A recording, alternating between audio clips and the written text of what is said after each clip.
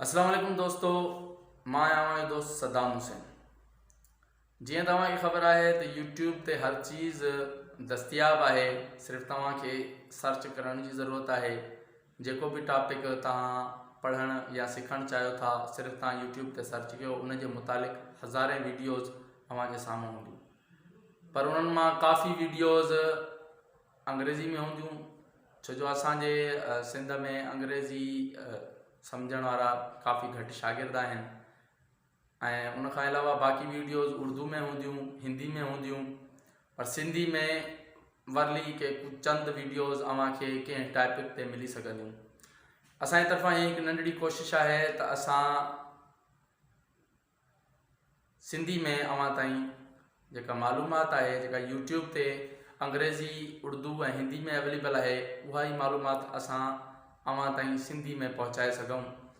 इन ॾस में असां हिकु सीरीज़ शुरू करे रहिया आहियूं जंहिंजो नालो आहे असांजो शमसी निज़ाम।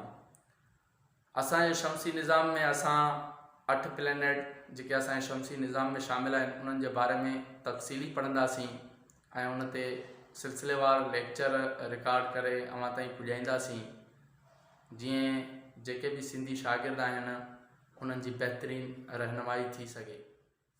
शमसी निज़ाम जे सीरीज़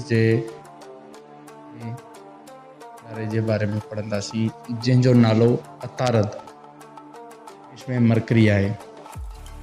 जे शमसी निज़ाम में सभ खां पहिरें ऐं तेज़ रफ़्तार सियारो अतारद आहे। निज़ाम शमसी जो सभिनी खां नंढे में नंढो ऐं सिज खां वेझे में वेझो गिरह आहे। मरकरी जो मुफ़ासिलो 57.52 मिलियन किलोमीटर आहे। शमसी जे पथरीले गिरहनि मां हिकु गिरह आहे। मरकरी जो नालो रूमिन पंहिंजे देवता मरकरी जे नाले ते रखियो। इन गिरह जो मुशाहिदो पुराणी तारीख़ खां थींदो पियो अचे। मरकरी हर दौर जे माहिरीन ऐं साइंसदाननि जे तजस्सुस खे वधायो आहे। गिरह जो मुशाहिदो 1400 साल क़बल मसीह जे आशूरी साइंसदाननि जे अलावा 1000 क़बल मसीह में क़ौम बाबुल बि कयो हो। बाबुल हिन सियारे खे पंहिंजे देवता नबू जे नाले सां सॾींदा हुआ। यूनानियुनि ऐं रोमन साइंसदाननि बि हिन जो मुशाहिदो कयो, हिन जे बारे में मुख़्तलिफ़ नज़रिया पेश कया। 1300 सदी ईस्वी में मुसलमाननि साइंसदान सहाक इब्राहिम अल ज़लक़ाली मरकरी जे मिक़दार जे हवाले सां अहम नज़रिया पेश कया। मरकरी जी तख़लीक़ अॼु खां 4.6 बिलियन साल अॻु थी। दौरान तख़लीक़ ऐं तख़लीक़ खां पोइ ही गिरह शुहाबिन जी शदीद बमबारी जी ज़द में रहियो। हिन जे मथाछरे ते हर जाइ निशान आहिनि जेके कुझु मीटरनि खां वठी कई किलोमीटरनि जा आहिनि। सिज खे वेझो हुजण जे करे 88 ज़मीनी ॾींहं में हिकु चक्कर मुकमल करे थो। जो को बि चंड न आहे। हिन जी फिज़ा काटू 173 ॾींहं जो 427 + 427 ताईं पुॼी वञे थो। जे उत्तर ऐं ॾखिण क़तब ते सिज जा किरणा न पुॼण करे 91 सेंटीग्रेड हुजे थो। करे क़ुतबनि में पाणी हमेशह बर्फ़ जी सूरत में मौजूदु हूंदो आहे।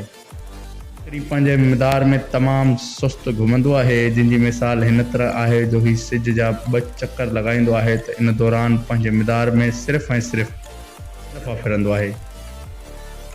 जो मक़नातीसी मैदान ज़मीन जे मक़नातीसी मैदान वांगुरु मज़बूत आहे, जेको ताबकारी खां हिन खे महफ़ूज़ रखंदो अचे पियो। 1975 में मैरीनियर ऐं 2004 में मैसेंजर स्पेस क्राफ्ट खलाई जहाज़ मोकिलियो। उन कामयाबी सां मरकरी जे बाबति काराइती ऐं अहम ॼाण ॾिनी।